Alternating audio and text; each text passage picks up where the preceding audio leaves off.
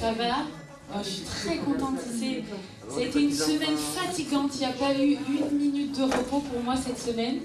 Et hier soir, je disais, Seigneur, donne-moi d'être efficace, vraiment dans les derniers détails. Et on le disait la semaine dernière, je crois que Dieu renouvelle notre intelligence, même quand il y a peu de jus.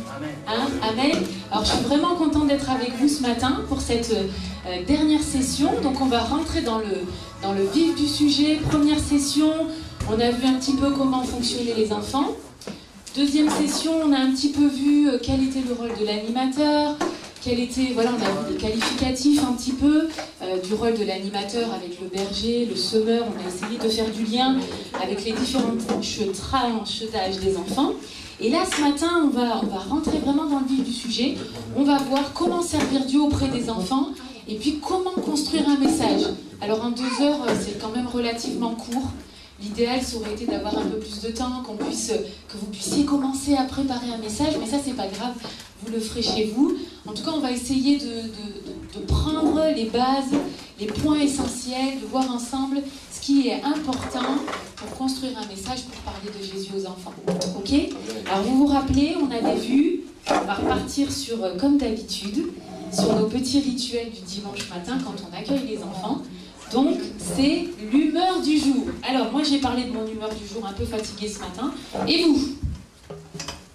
Rémi, ça va? Ok. Johnny? Ça va. Ça va? Élisée? Fatiguée aussi. Yes! Merci d'être là, en tout cas, à 10h. Tu pourrais être ailleurs et t'es là, c'est chouette. Carole? Très bien. Claire? Un peu fatiguée, mais ça va. Bon, et les autres? Ok, super. Alors, j'aimerais vous dire que ce matin, quand on parle de Jésus, les enfants, même si on est fatigué, même si on n'est pas content d'être là, bien quand on parle de Jésus, il se passe toujours quelque chose. Alors, qu'est-ce qu'on fait avant de parler de Jésus? Vous vous rappelez? On prie. Allez, on va lancer notre compte à rebours qui, normalement, ce matin, pour la dernière, doit fonctionner. On y va? Vous êtes prêts? Allez, c'est parti. Ça s'affiche? 7, 6, 5, 4, 3, 2, 1, 0. Et là, on va fermer nos yeux et on va prier pour que vraiment Dieu puisse bénir ces moments. On ferme nos yeux, ça vous va? Allez, super. Seigneur, nous te disons merci encore pour ces moments, pour cette dernière session, Seigneur, où vraiment nous voulons encore parler de toi, parler de cet enseignement que tu nous donnes, de pouvoir apporter ta parole aux enfants. Seigneur, merci encore pour ces moments, Seigneur, vraiment que tu puisses mettre des bonnes choses sur nos cœurs ce matin et que ta parole puisse demeurer encore et encore, Seigneur. Amen. Amen. Amen.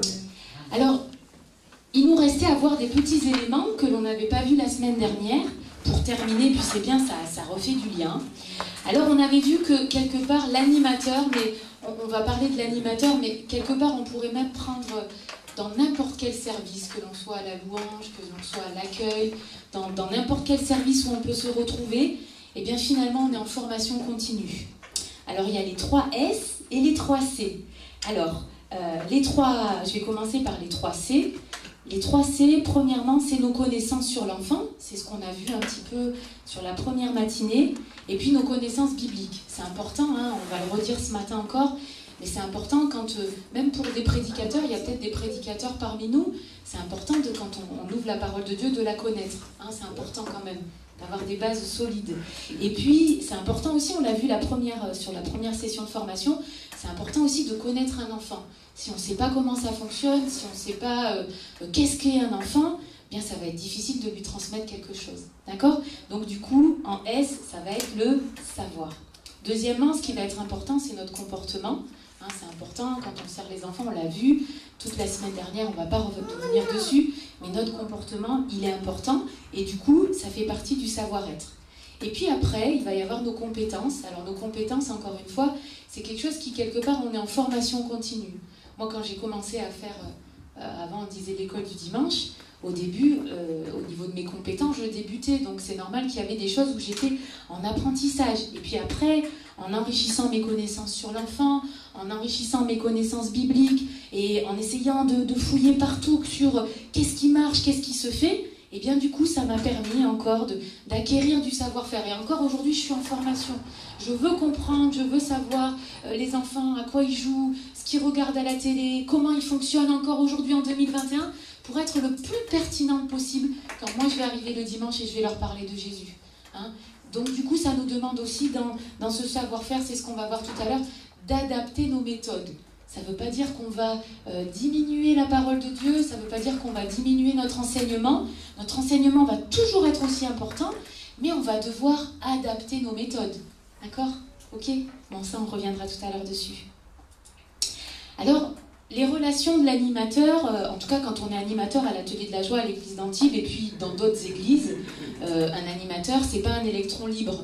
Hein, c'est pas quelqu'un qui vient juste quand il fait son intervention le dimanche matin, mais c'est quelqu'un qui est membre du corps du Christ, qui est membre de l'église et qui est en relation directe avec les autres membres.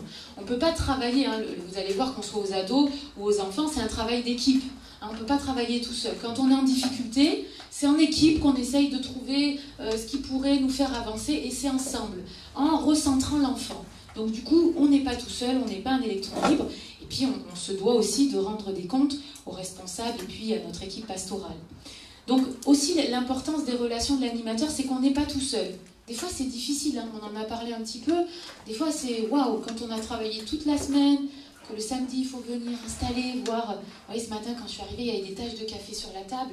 Je me suis dit mince, si j'étais arrivée demain matin à 11h quand les enfants arrivent, bah, ils auraient trouvé des tables avec des taches de café. Ah, ça m'aurait embêtée. Parce qu'on veut vraiment les accueillir le mieux possible. Donc du coup, voilà, des fois c'est vrai que ça demande de l'installation, tout ça, mais c'est pas une charge qui est trop lourde parce qu'on n'est pas tout seul encore. Et si on a un souci, une question, un problème, c'est en équipe qu'on peut le résoudre. Par exemple, il y a 2 ans de ça, sur un groupe d'enfants, on avait des enfants qui devenaient très très turbulents et ça devenait compliqué.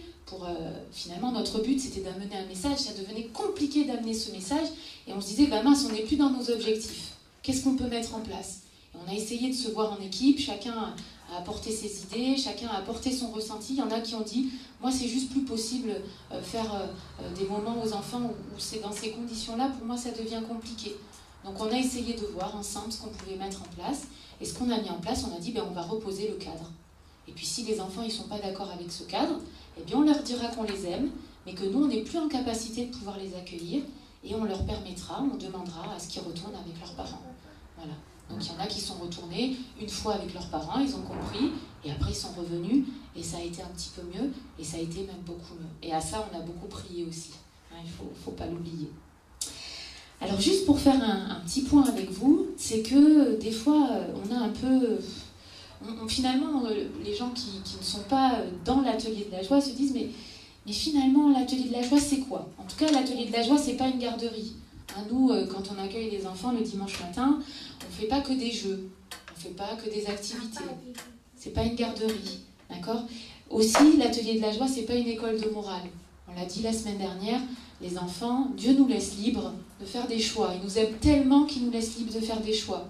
Donc nous, on n'est pas là pour imposer aux enfants, c'est comme ça, c'est pas autrement, il faut faire comme si tu fais pas comme ça, c'est la mort. Non, c'est pas une école de morale, mais c'est une école où on leur parle de l'amour de Jésus. Vraiment, ça c'est important. C'est pas une église en miniature non plus, on vit pas nos dimanches ici, juste entre nous. Non, c'est pas une église en miniature, mais c'est vraiment un département à part entière de l'église. Et dimanche dernier, j'étais trop contente, on a fermé l'atelier de la joie, j'étais trop contente de voir des enfants au culte. C'est chouette, hein, c'est vraiment un département de l'église, l'atelier de la joie. Et puis surtout, l'atelier de la joie, elle ne prend pas la place des parents. Hein, nous, on a les enfants, vous imaginez, 1h30 par semaine. Et sur 1h30, vous allez voir, je vais vous expliquer un petit peu après, mais sur 1h30, on ne fait pas 1h30 de messages. D'accord? Donc, on ne peut pas... Du coup, nous, vraiment, notre rôle, en tout cas avec toute l'équipe de l'atelier de la joie, on ne prend pas la place des parents. Les parents, c'est eux qui ont cette responsabilité d'enseigner leurs enfants. Et nous, on vient en complément. Vous voyez, on vient en complément de cet enseignement qui est donné par les parents. Donc du coup, on me posait une question, j'ai reçu une question par mail. Face à un enfant qui n'a pas de limite, qui n'a pas de cadre, qui au niveau limite c'est compliqué, comment nous, à l'atelier de la joie, on peut le gérer? Du coup, je réponds maintenant parce que je pense que les gens sont en lien sur YouTube ou sur Teams peut-être. mais c'est que comme on ne prend pas la place des parents, nous on fait ce service de tout notre cœur. Vous voyez, vraiment on y met tout notre cœur. Et comme on le disait la semaine dernière, nous sommes des bergers pour ces enfants. Et le berger, on l'a vu, il prend soin du troupeau. Du coup, quand on est face à un enfant qui n'a pas de limite, qui n'a pas de cadre, on l'explique une fois, on l'explique deux fois, on essaye au niveau de l'équipe de mettre, on l'a vu, c'est important, des référents en face de lui, qu'il est toujours la même personne, qui lui explique toujours la même chose. Si au bout d'un moment ça ne fonctionne pas, eh bien les gens qui travaillent à l'atelier de la joie, ce n'est pas des professionnels de la petite enfance. Donc si à un moment donné, nous on n'y arrive plus, eh bien on demande aux parents, écoutez, on a fait tout ce qu'on pouvait, c'est compliqué, peut-être vous n'acceptez pas les limites que nous on essaye de mettre en place. Malheureusement, tant que la situation reste comme ça, nous on ne pourra pas continuer d'accueillir votre enfant. Hein. Voilà quand on a un enfant, mais encore une fois, ça s'est produit peut-être une fois. Mais par contre, l'atelier de la joie, c'est une bouffée d'oxygène, hein, l'atelier de la joie. Donc il faut quand même qu'on soit en lien avec le titre de cet endroit où viennent les enfants le dimanche matin. Donc c'est une bouffée d'oxygène. Tout à l'heure, je vous lirai des petits sujets de prière que les enfants écrivent. Et vous verrez que des fois, dans leur semaine, ils ont besoin vraiment le dimanche de venir ici et d'avoir une bouffée d'oxygène. Ah, ça ne suit pas. L'atelier de la joie, voilà, c'est aussi un endroit sympa où on se fait des amis. Ça, c'est important. C'est important que les enfants ils puissent se faire des amis ici. Donc on le verra tout à l'heure, mais si on les a 1h30, imaginez que pendant 1h30, on fasse que prêcher la parole de Dieu. Ça va être compliqué pour eux de se faire des amis. Hein. Donc c'est à nous, en tant que moniteurs, même pour les moniteurs d'ados, d'essayer de créer un espace pour qu'ils puissent se faire des amis. Parce qu'après, ces amis-là, ils vont continuer de les avoir pendant l'adolescence. Et c'est tellement super d'avoir des amis chrétiens quand on est enfant ou quand on est adolescent. Donc voilà, c'est important. Et c'est pour ça que des fois, on organise des activités. Là, avec le Covid, ça a été compliqué. Mais vraiment, c'est un endroit sympa où on se fait des amis. Et ça, on l'a vu tout à l'heure, que l'église, c'est un département... l'atelier de la joie, c'est un département à part entière de l'église. Mais surtout, l'atelier de la joie, c'est un endroit où la vie des enfants, elle peut être impactée par la présence de Dieu. Si on doit retenir quelque chose de tout ce qu'on peut mettre en place, c'est vraiment ça. C'est un endroit où la vie des enfants, elle peut être impactée par la présence de Dieu. Et aussi, un endroit où les enfants vont apprendre les fondements de la parole de Dieu. Voilà. Donc encore une fois, je ne vous vends pas du rêve. Le travail parmi les enfants, ça coûte. Vraiment, même parmi les ados, ça coûte, mais ça ne pèse pas. Et quand ça commence à peser, on a toujours la croix pour venir se reposer et dire, écoute Seigneur, là, je suis en surtension, là, je suis en pic d'activité, ça commence à devenir compliqué.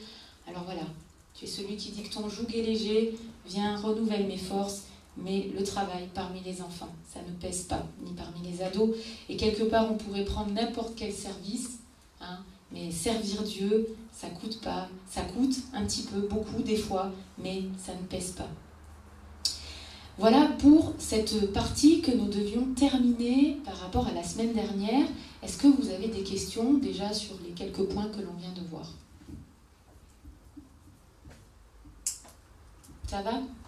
Ouais, allez, on continue. Alors, ce qui va être intéressant maintenant, c'est un petit peu, parce que du coup, ça va être notre base, de pouvoir comprendre la capacité d'écoute des enfants.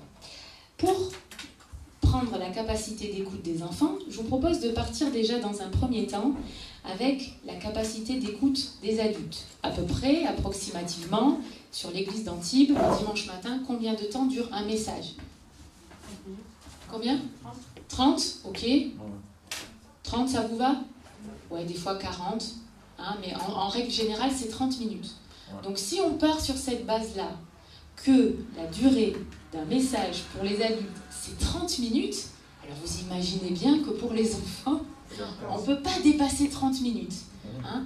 Un exemple, ça nous est arrivé, je tairai le nom de l'église, on est allé dans une église un été, et en fait, Antibes, on est habitué à un message de 30 minutes, et là on est allé dans une église où ils n'avaient qu'un seul culte, et le pasteur, il a prêché pendant 1h10.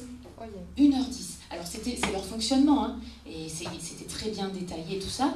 Mais en sortant, ma capacité d'attention, voilà, j'étais incapable de dire, si on s'était rencontrés, c'était quoi le message, j'aurais été incapable de vous restituer ce que c'était. Voilà. Donc c'est pour ça que c'est important de savoir déjà la capacité d'écoute des enfants. Ça va nous permettre après de se dire comment je vais construire mon intervention, comment je vais construire mon message. Alors d'après vous, un enfant de 3 à 6 ans, quelle est sa capacité d'écoute? 5 minutes 15. 4 minutes 15 5 10. Allez, on a un peu tous les chiffres. On va dire que entre 3 et 6 ans, sa capacité d'écoute, ça va être 10 à 15 minutes. Mais ça veut dire 10 à 15 minutes où tout est ficelé. C'est-à-dire que quelque part dans ces 10 à 15 minutes, il n'y a pas de place pour l'improvisation. Il n'y a pas de place pour l'improvisation. Il faut vraiment que tout soit réglé au millimètre près. Donc pour avoir l'attention des enfants de 3 à 6 ans, 10 à 15 minutes, il faut vraiment que tout soit réglé, mais les enfants sont en capacité d'écouter 10 à 15 minutes. Donc ça va nous aider après pour la construction du message. On augmente un peu les enfants de 6 à 12 ans. Capacité d'écoute.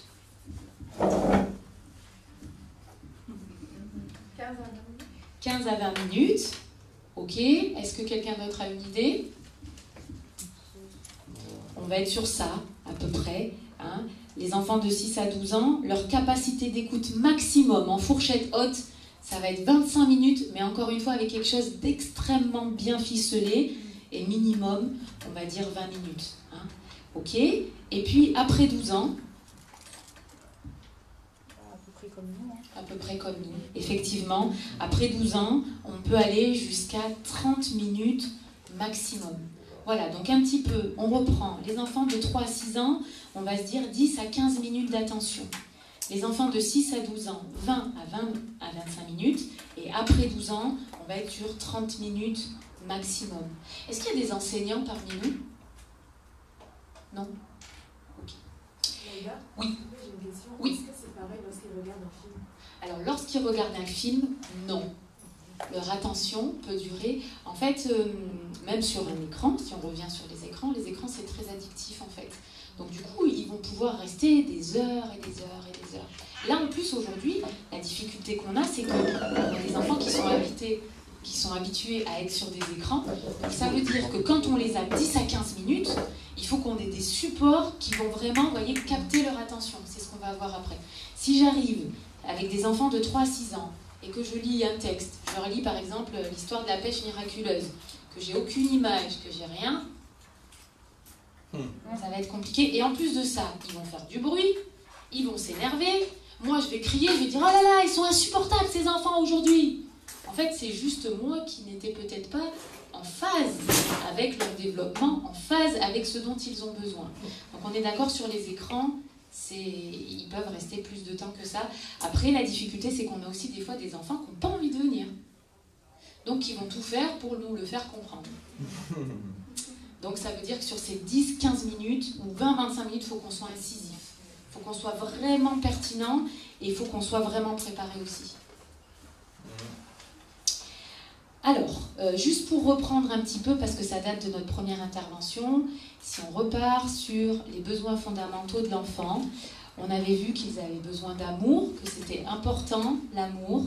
On avait vu qu'ils avaient besoin de discipline, d'avoir ce cadre qui leur permettait aussi d'être en sécurité. On a vu que les enfants avaient besoin d'être en sécurité. On avait vu aussi que les enfants avaient besoin d'être considérés. Ils avaient besoin de considération. C'est impressionnant. Vous voyez, moi je travaille dans la formation avec des adultes en reconversion professionnelle. C'est impressionnant le nombre de personnes qui arrivent à l'âge adulte et qui n'ont pas confiance en eux. Et bien souvent, le manque de confiance en soi, c'est quelque chose qui remonte à l'enfance. Pas toujours, attention. Je ne fais pas une généralité, mais souvent, je vois des adultes, ah non, quand je leur pose une question, allez, c'est quoi la réponse? Ah non, mais je sais pas, je vais me tromper, je sais pas si c'est ça. Je dis, allez, dites-moi si c'est ça, on va voir ensemble si c'est pas ça. C'est pas grave. Et en fait, c'est ça. Alors, juste dans notre idée, par rapport à comment les enfants apprennent, quelles sont leurs méthodes d'apprentissage. Eh bien, une de leurs méthodes d'apprentissage, ça va être par l'écoute. Par rapport à ce qu'ils vont écouter, ils vont être en capacité, par rapport à ce qu'ils vont entendre, ils vont être en capacité d'enregistrer. Deuxième moyen pour que les enfants puissent apprendre, c'est le visuel. Donc vous avez vu ici, il y a beaucoup de visuels, et je vous montrerai après pourquoi le visuel il est important. Parce que des fois, il y a des enfants qui ont une mémoire visuelle. Vous voyez, peut-être ils ne vont plus se souvenir du partage du dimanche matin, mais dans leur tête, il va rester une image. Et cette image, elle va faire le lien avec ce que vous avez voulu leur dire. Donc le visuel, il est très très très très très important. Il ne faut vraiment pas le négliger. Et puis finalement, si on s'identifie à ça, nous les adultes, on aime trop quand on est au culte et qu'il y a un pasteur, soit il nous fait une illustration, soit il nous met une vidéo, soit il nous met une photo. Tiens, hop là, ça capte notre attention et après, on s'en souvient. Ils retiennent aussi par ce qui va être dit, la façon dont ça va être dit, les rimes, le sens des mots, ça va être important. Il va falloir que ça soit un vocabulaire qui soit adapté à leur compréhension. Et puis ce qui est important aussi, je suis allée un peu trop vite, mince. Et ce qui est important aussi, alors là c'est vrai qu'avec le Covid, on n'a pas trop la possibilité de le mettre en place. Ce qui est très intéressant, c'est quand les enfants peuvent faire. C'est-à-dire quand on va les inclure dans notre message, quand on va les inclure dans une activité, le fait de manipuler, ça va permettre aux enfants d'apprendre. J'ai deux exemples à vous donner. Le premier, on a travaillé avec Patrice, on a essayé de faire un dimanche matin autour de la création, donc il doit y avoir un globe qui traîne par là, ou qui traîne plus, je ne sais pas, c'est pas, il est là, voilà. Et du coup, on s'est dit, pour commencer, ça serait bien qu'on prenne de la terre, et pour faire l'illustration avec ce qui allait être apporté après par Jean-Paul et Patrice, et de dire que finalement, au début, il n'y avait rien. La Bible, elle nous dit que la terre, c'était une masse informe et vide. Et du coup, ils ont mis de la terre, un peu comme de l'argile, et puis ils ont pu manipuler, et ils ont vu qu'au fur et à mesure qu'ils manipulaient, eh bien, ça donnait quelque chose, ça créait quelque chose. Et ça nous a permis après de faire le lien avec le Dieu créateur, qui à partir de rien va créer le ciel, la terre, les étoiles, les animaux, nous, et il va trouver ça bon en plus. Donc ça, c'est important qu'ils puissent manipuler et faire. Et ce qui est très important, et vraiment c'est peut-être la différence que moi je vois en tout cas au niveau des écoles maternelles, c'est que j'ai la chance par mon travail de pouvoir visiter plein de terrains de stage, et j'ai eu la chance d'aller visiter des écoles Montessori. Malheureusement, c'est des écoles payantes, privées, qui sont quand même assez onéreuses tous les mois. Mais la méthode Montessori, la pédagogie Montessori, c'est de laisser l'enfant faire. Et en fait, c'est l'enfant qui va être acteur de ses apprentissages. Les mathématiques, il va les apprendre avec des bouliers. Il va manipuler les bouliers, il va apprendre les multiplications comme ça, les divisions comme ça, les fractions, ils vont les apprendre avec des Legos. Ils vont énormément manipuler. Et l'adulte, finalement, va être là, en retrait, juste pour l'encourager et juste pour lui proposer des choses pour que ce soit lui qui soit acteur de ses apprentissages. Et quand j'ai vu ce fonctionnement-là, en fait, c'est des classes où il n'y a pas de bruit, c'est très très calme. Les enfants, on sent une sérénité. Chacun sait, parce que l'espace est organisé, c'est pour ça que nous aussi on met du soin à tout organiser, que tout soit prêt. L'espace est organisé pour que les enfants puissent être autonomes et se mettre au travail tout seuls. Donc c'est vrai que le fait de faire pour les enfants, c'est très très très important. Alors si les parents demandent aux enfants 3 heures après, ils leur disent « Aïe aïe aïe, de quoi vous avez parlé dimanche ?» Eh bien les enfants vont se rappeler 70% à peu près de ce qu'ils ont entendu. Ça s'affiche? Oui, c'est bon. 70% de ce qu'ils ont entendu, 72% de ce qu'ils ont vu, 85% à peu près de ce qu'ils ont entendu et vu, et 95% de ce qu'ils ont entendu, vu et manipulé. Donc ça, c'est 3 heures après, pour les enfants. Je vous envoie tout après, je vous envoie le PowerPoint comme d'habitude.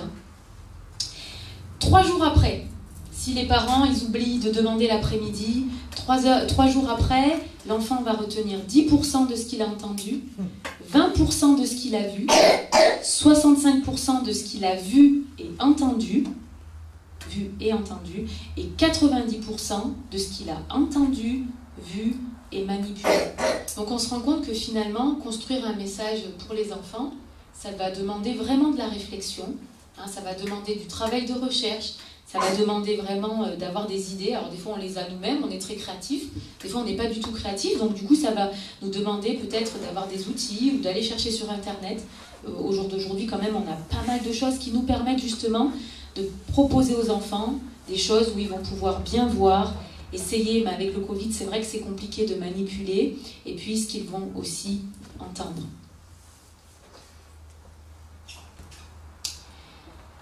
Alors, ce qu'on va voir maintenant, c'est, du coup, on va vraiment rentrer là dans le vif du sujet. Ça va être de construire un message biblique pour enfants. Vous allez voir que la méthodologie que l'on va voir là, je savais bien que j'avais oublié d'imprimer quelque chose, c'est pas grave, je vous le donnerai tout à l'heure. Vous allez voir que la méthodologie qu'on va voir là, elle peut très bien s'appliquer pour des personnes qui prêchent. Elle peut très bien s'appliquer aussi pour des personnes qui interviennent auprès d'ados, auprès de jeunes, auprès de personnes âgées. Vraiment, ce cadre-là, ce type d'organisation, il peut vraiment être adaptable en fonction des différents publics sur lesquels on va intervenir. Alors, on revient un petit peu rapidement, c'est pour vous resensibiliser à tout ce qu'on va dire après. C'est que l'animateur, il doit être capable de s'organiser. L'organisation, vous allez voir que c'est très très important, surtout avec les enfants, on a vu qu'ils n'avaient pas beaucoup de temps d'attention, donc ça va être très important d'être organisé. Avec les enfants, il n'y a pas de place pour l'improvisation. Ou alors si vous laissez de la place pour l'improvisation, c'est vous qui l'avez prévu, mais vous avez prévu le moyen de reprendre le contrôle aussi. Avec les enfants, surtout avec des gros groupes, il n'y a pas de place pour l'improvisation. C'est vraiment organisation plus. Donc, qui dit organisation plus, ça veut dire que pour préparer un message, on ne peut pas s'y prendre le samedi pour le dimanche. Impossible. Ou alors, ça doit être de l'exceptionnel. On a une semaine compliquée, voilà, on est fatigué, ça arrive, il n'y a pas de souci avec ça.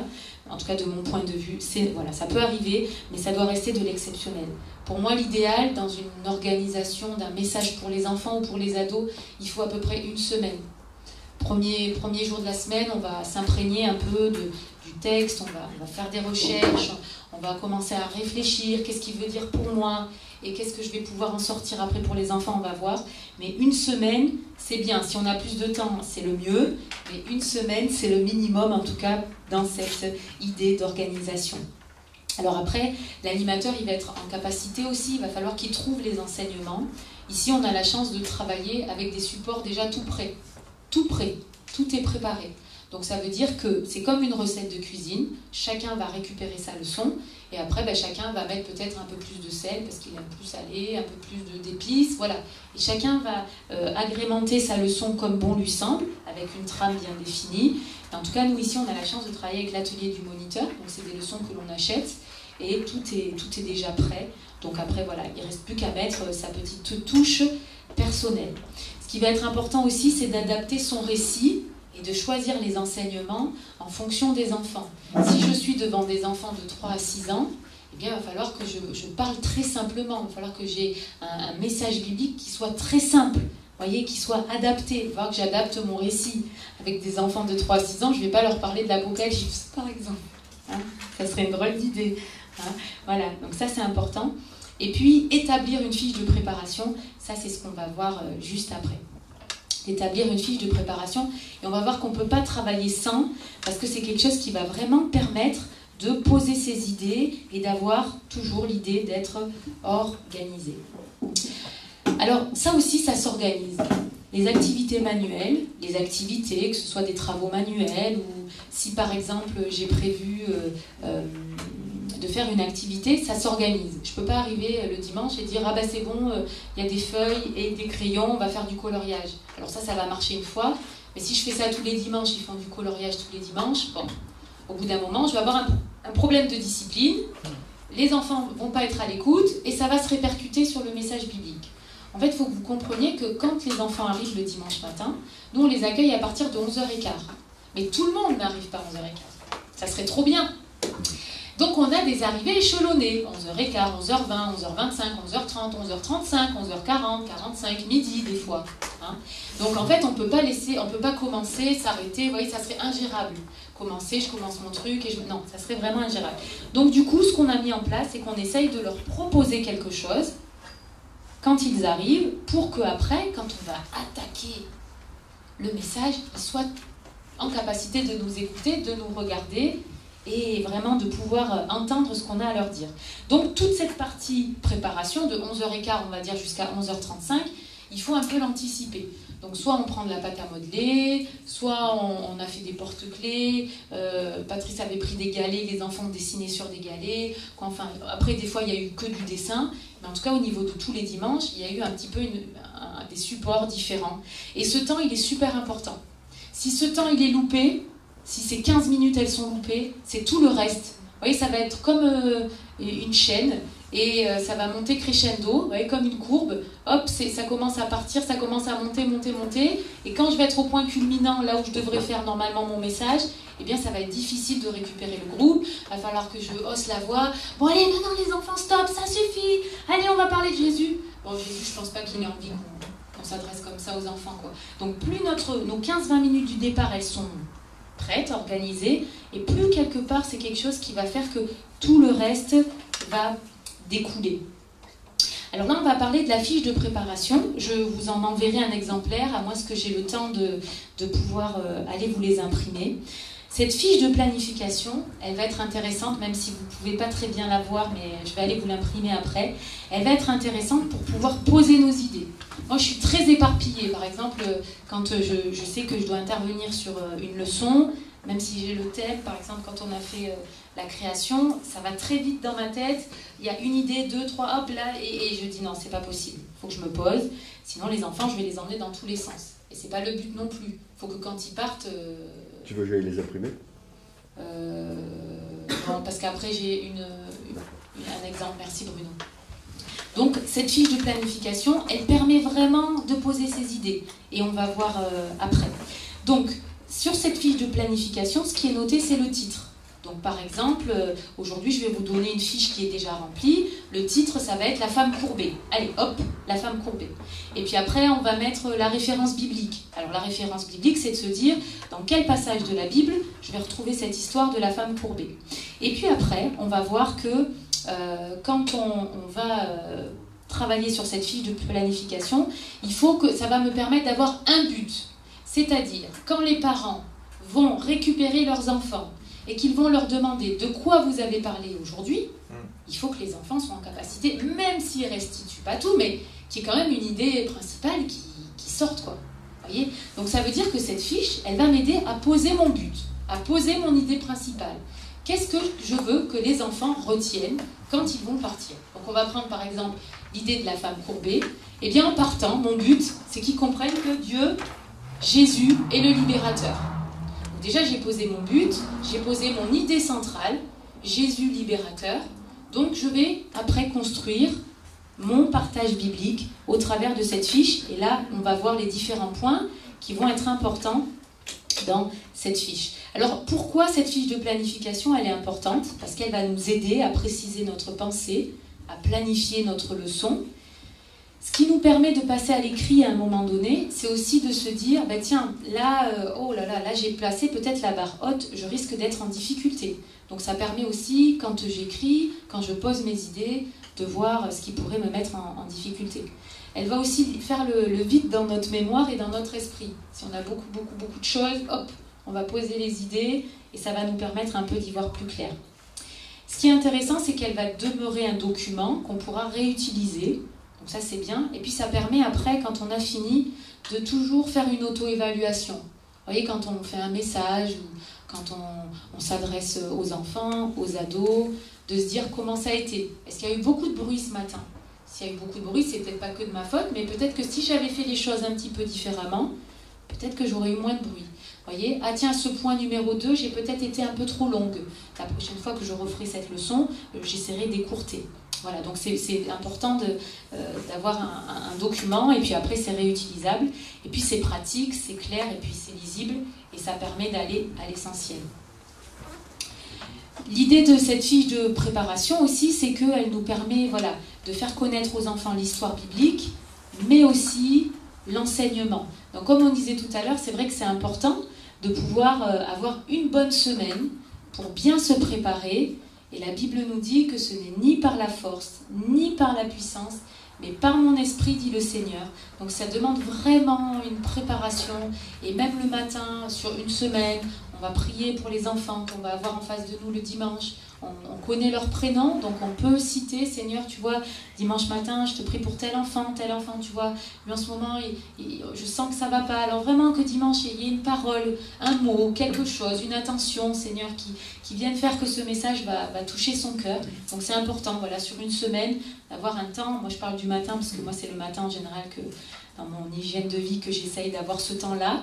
Mais après, c'est vous qui vous organisez comme vous voulez. Mais je vous assure que on en parlait la semaine dernière par Romains 12, quand on prie, quand on prépare bien son message, on voit la différence. Alors des fois ça arrive, hein, je ne veux pas mettre de pression, je ne veux pas non plus mettre la barre trop haute, des fois il fait qu'on a peut-être moins de temps, mais si on essaye d'avoir cette régularité, cette constance, cette hygiène dans nos préparations de leçons, si on se dit, on se donne une semaine, et sur cette semaine-là, eh bien, je vais essayer de me donner des échéances, d'être, voilà, peut-être d'habitude, je prends une demi-heure le matin, je vais juste rajouter 10 minutes, et je vais juste prier pour que Dieu encore travaille mon cœur pour ce message. Hein. Donc ce qui va être important aussi, ça va être la méditation du message biblique. Qu'est-ce que veut dire ce texte? Que veut dire ce texte pour les enfants?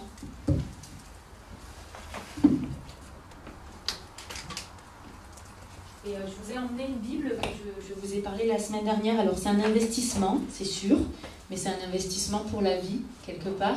Cette Bible, elle coûte 54 €. Mais en fait, ce qui est intéressant, c'est qu'il y a des notes d'études archéologiques et historiques.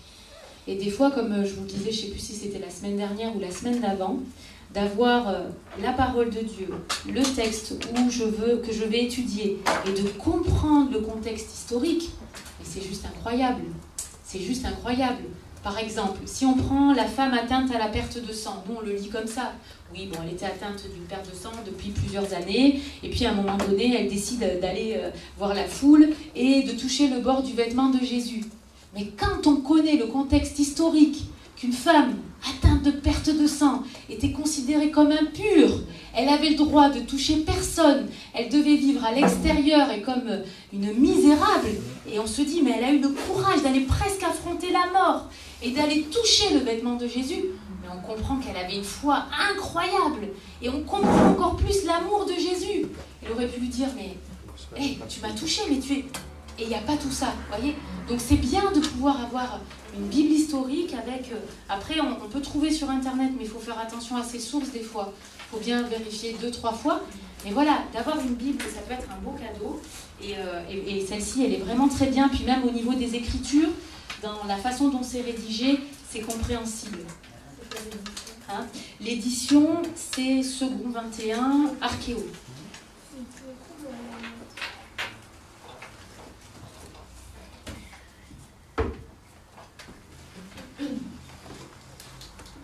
Ce qui peut être intéressant aussi, par exemple, pour les enfants, donc on avait lu, je ne l'ai pas amené aujourd'hui, une Bible pour enfants, comme je vous ai montré tout à l'heure, la semaine dernière, d'avoir une Bible pour enfants, comme ça, le langage est vraiment simplifié au maximum. Donc ça peut être bien quand je vais écrire le verset, de l'essayer de l'écrire le plus simplement possible. Et puis pour les ados, ils font cette Bible incroyable, qui est la Bible Nouveau Testament. Elle est super moderne, il y a des super illustrations, hop là, dedans. Bon, je vous fais de la publicité, mais en fait, on ne se rend pas compte, mais on a des super outils au jour d'aujourd'hui. Hein. Voilà, donc elle est très très bien illustrée, et puis elle est très très compréhensible. Et je me dis, des fois, des ados, bon, ils vont peut-être avoir du mal à lire la Bible, mais si on leur propose une Bible qui est assez sympa visuellement, peut-être que ça va être plus facile pour eux de pouvoir se l'approprier. En tout cas, celle-ci, c'est édition première partie. Elle est très bien faite, mais je vous la laisse là-bas si vous voulez la regarder après. Alors, toujours dans notre idée de construire un message pour les enfants, on a vu que c'était bien de choisir un but et de se dire qu'est-ce que je veux montrer aux enfants. Et on va choisir une vérité principale. Qu'est-ce que, aujourd'hui, demain matin, qu'est-ce que je veux montrer aux enfants? Si j'ai 15 buts, ça va être compliqué. On va les perdre. voyez. Mais si j'ai un but, vous allez voir tout à l'heure, ça va me permettre de faire le lien sur chaque point que je vais aborder. Et de faire le lien, on a dit tout à l'heure, mon but, c'est qu'ils comprennent que Jésus est le libérateur. Et sur tous les points que je vais aborder, eh bien, je vais essayer de faire le lien avec libérateur, libérateur, libérateur. Et s'ils se souviennent que du mot libérateur, eh bien, mission accomplie, ils auront retenu le but. Alors, en 3, ce qui va être important, c'est de définir le plan du récit. C'est-à-dire que quand je vais construire mon message, on a vu 10-15 minutes, 20-25 minutes, maximum 30 minutes, je peux avoir 2 ou 3 parties, pas plus. 2 ou 3 parties. C'est-à-dire que je vais prendre un passage biblique, on l'a vu, je vais prendre mon but, et après, je vais essayer d'avoir 2 ou 3 parties au niveau de mon récit. Donc, dans la première colonne, que je vous donnerai tout à l'heure, on va, par exemple, donner un nom à chaque partie.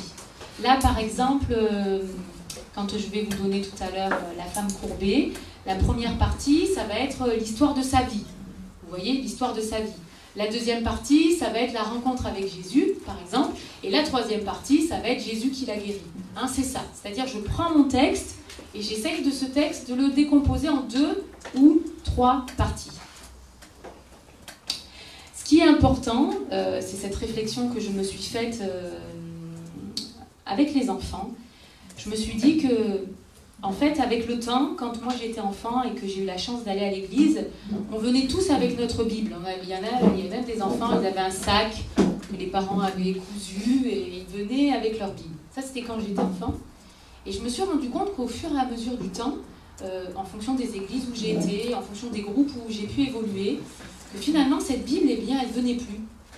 Et j'ai même vu des enfants qui avaient l'habitude d'emmener leur Bible, comme ils étaient les seuls à emmener leur Bible, et que finalement plus personne l'emmenait, eh bien j'ai vu des enfants ne plus la prendre. Et je me suis dit, mais quand même, je me suis vraiment remis en question, et je me suis dit, peut-être on n'accentue pas assez sur le fait qu'on est à l'église, et que les enfants, à l'école, ils vont avec le cartable. Eh bien ici, il faut que les enfants arrivent à venir avec leur Bible. Alors, il y en a qui n'en ont pas, c'est pas un souci, on monte à la librairie, en 2-3 mouvements, on en achète une. Et une belle. Choisis celle qu'ils veulent, une belle Bible. Hein. Si c'est pour prendre une Bible à 1,50 € qu'ils liront jamais, où il n'y a pas d'image, ça n'a pas d'intérêt. Par contre, une jolie Bible, vous voyez, moi, quand j'étais ado, mes moniteurs d'ado, ils m'ont offert ça, droit vers le but. Ça date de 98, je crois, c'était pendant la Coupe du Monde. Et il y avait des témoignages de... Bon, les sportifs, ils sont plus d'actualité. Hein, mais il y avait des témoignages de sportifs de haut niveau, et de 98, 98 sport mondial et fois 98, je l'ai encore. Hein, donc quand on offre un cadeau, alors je ne dis pas qu'il faut acheter des bibles à tous les enfants, mais s'il y en a un qui n'en a pas, par pitié, achetez-lui une belle Bible parce qu'il la gardera toute sa vie. Hein, et puis si vous n'avez pas les moyens, Thibaut un jour il m'a dit, ok, l'église elle est ok, on prend en charge, on achète une belle Bible aux enfants, il n'y a pas de souci. Donc c'est important vraiment voilà, de sensibiliser les enfants, de venir à l'église avec leur Bible. Mais il ne suffit pas qu'ils viennent. Il ne suffit pas qu'ils viennent, sinon avec la Bible. Donc l'idée, c'est aussi de pouvoir leur faire lire une courte lecture dans la Bible et de pouvoir la manipuler, cette Bible. Comment je cherche? Comment je fais? Il y a 2 parties. L'Ancien, le Nouveau Testament. J'ai la table des matières quand je ne suis pas à l'aise. Comment je m'en sers de cette table des matières? Et puis des fois, on voit le dimanche des animateurs, des moniteurs qui passent et qui aident. Et puis on attend. Et puis dès qu'un enfant a le verset, alors un court verset, parce qu'il y a des enfants qui ne sont pas très à l'aise avec la lecture, le but c'est pas non plus de les mettre en difficulté, mais c'est, voilà, ils lisent un verset, alors des fois on ne comprend pas tout, j'ai des images en tête là, des fois on ne comprend pas tout, mais c'est pas grave, on encourage, et puis après l'adulte reprend derrière pour que tout le monde ait au moins entendu le même verset. Hein. Ce qui marche bien aussi pour les encourager à lire la Bible, c'est de faire un petit papier, on écrit le verset et on challenge. Allez, le premier, je donne les papiers, le premier qui a trouvé, hop, il lit. Et alors là, je vous promets qu'ils partent tous en course pour être le premier à trouver le verset dans la Bible. Donc, l'idée, on dit aux enfants, on insiste, ils viennent à l'église avec leur Bible et puis on essaye au moins de leur faire lire un verset, de manipuler cette Bible et de pouvoir se l'approprier comme c'est la leur. Ils peuvent souligner au fluo, ils peuvent encadrer, ils peuvent acheter un petit carnet, noter, voilà. Ça, c'est intéressant. Toujours sur cette histoire biblique, dans cette première colonne, on a vu, on essaye de donner 2 ou 3 parties. Et ce qui va être intéressant, c'est de faire le lien avec l'enfant. C'est-à-dire, cette histoire biblique, cette femme courbée. Comment moi, en tant qu'enfant, elle peut me parler, cette histoire? Comment moi, en tant qu'enfant, je peux m'y retrouver dans cette femme courbée? Et par rapport à ce récit, qu'est-ce que Jésus peut faire pour moi dans ma vie? Donc, première colonne, on a vu le récit biblique, avec 2-3 parties. Deuxième colonne, on va essayer de faire le lien, le pont avec quelles sont les applications qui peuvent être mises en lien avec la vie de l'enfant. Et puis, troisième colonne, on va mettre les aides visuelles. Comme on l'a dit tout à l'heure, on ne peut pas faire sans aide visuelle. Alors, n'ayez pas peur. Il n'y a pas besoin d'être un grand dessinateur, d'avoir un talent extraordinaire. Si vous avez une imprimante, ça suffit. Vous n'avez pas d'imprimante, l'église elle en a une super.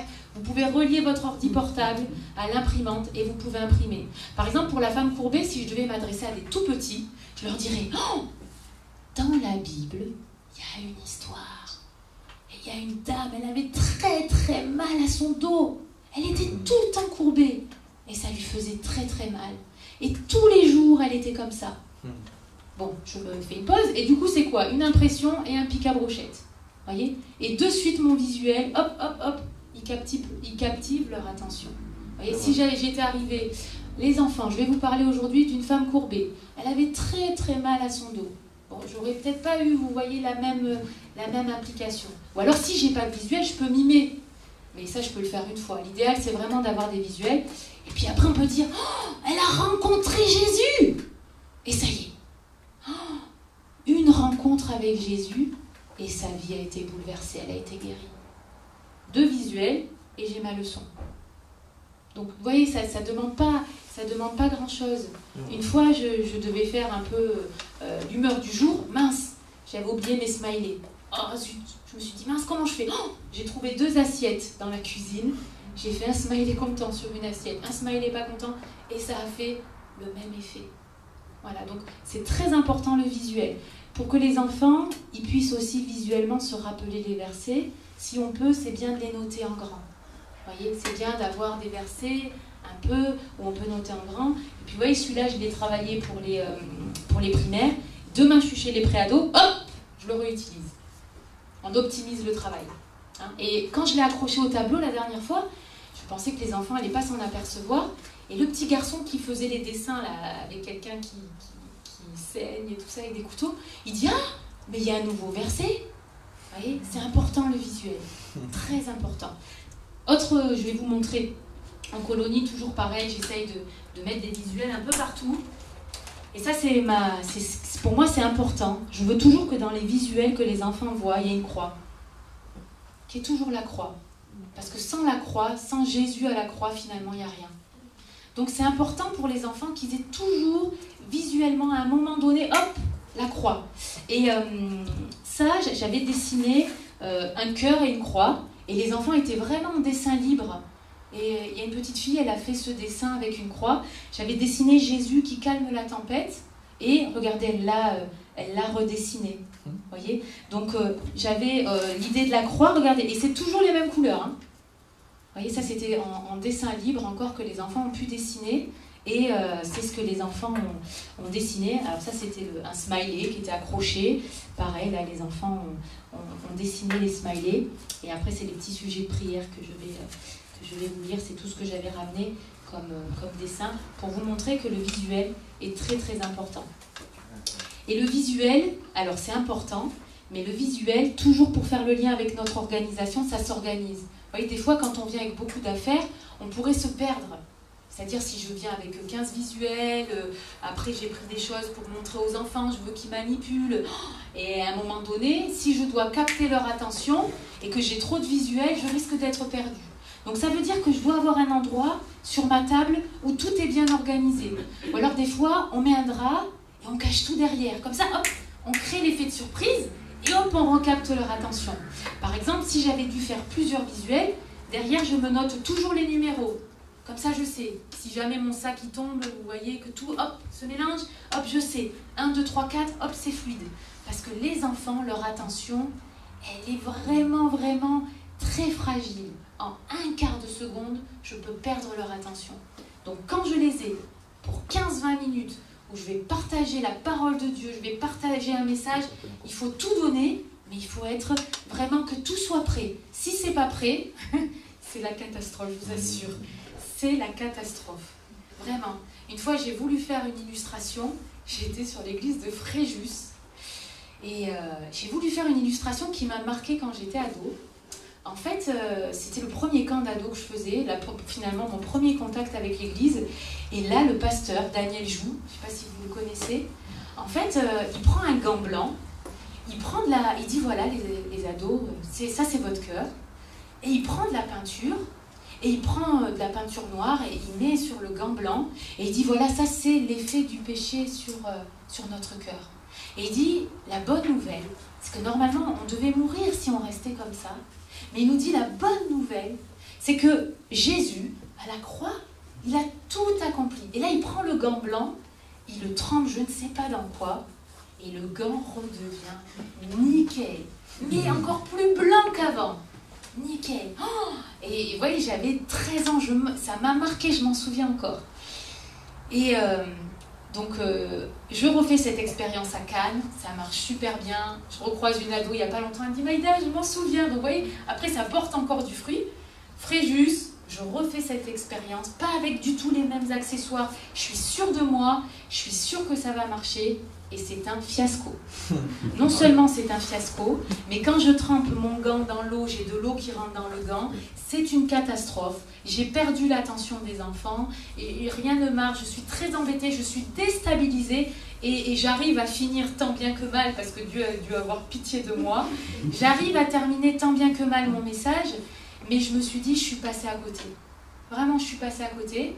Donc je me suis excusée auprès des enfants, je leur ai dit c'était nul mon truc, excusez-moi, vous voyez, nous aussi, ça nous arrive de ne pas être à la hauteur, mais mon tort, c'est que j'aurais dû tester avant.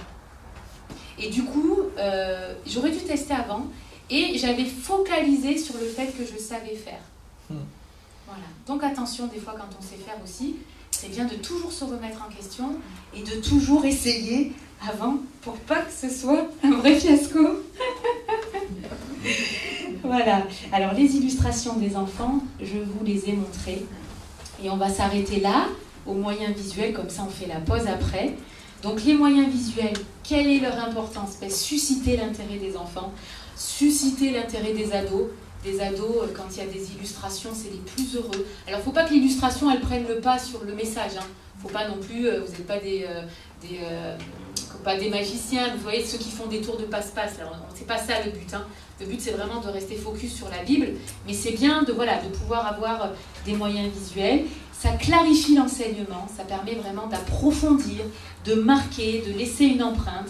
Ça permet de se faire comprendre. Des fois, quand on a du mal, des fois, voilà, le fait d'avoir des moyens visuels, ça permet de faire comprendre. Ça fait appel à l'imagination aussi, ça fait appel à l'imagination. Et puis, faut l'adapter à l'âge des enfants. C'est important de pouvoir adapter les moyens visuels à l'âge des enfants. Voilà pour les moyens visuels. Et on va faire la pause. Juste avant la pause, est-ce que vous avez des questions? Est-ce qu'il y a des choses qui se ressemblent? Peut-être sur ceux qui ont l'habitude de faire des messages. Vincent, par exemple. Est-ce que quand tu construis ton message, il y a des points que tu retrouves un petit peu dans la construction de ton message? Ouais. Je pense que quand tu prépares un message, tu n'arrives jamais comme ça, sur un petit post-it. Non, je pense que c'est quelque chose qui est, surtout Nordine le connaissant, je pense que c'est quelque chose qui est bien organisé. J'arrive bien assez bien structuré, des fois pas du tout. Mais c'est vrai que quand c'est structuré, du coup on est plus clair, même nous, dans ce qu'on dit. Parce que c'est vrai, ça m'est arrivé des fois de même presque rien avoir.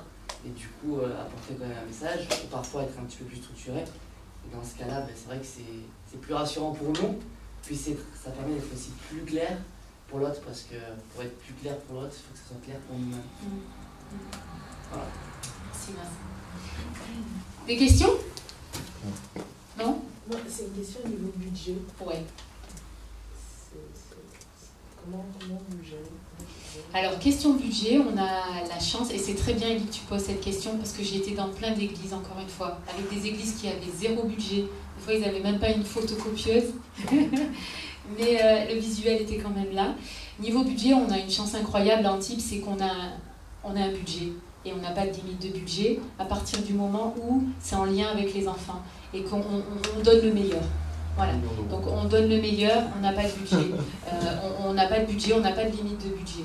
Par contre, après, c'est vrai que personnellement, c'est bien d'avoir un minimum à la maison. Moi, j'ai un peu de pain, 3 €, j'ai 3-4 pots de peinture, j'ai des grandes feuilles pour pouvoir travailler à la maison. Voilà. Mais dans mon investissement personnel, peut-être, allez, avec 30 €, j'ai de quoi faire une année. Voyez, à un moment donné, on investit, on est obligé d'investir, mais ce n'est pas des sommes non plus astronomiques. Après, on fait de la récup. Hein.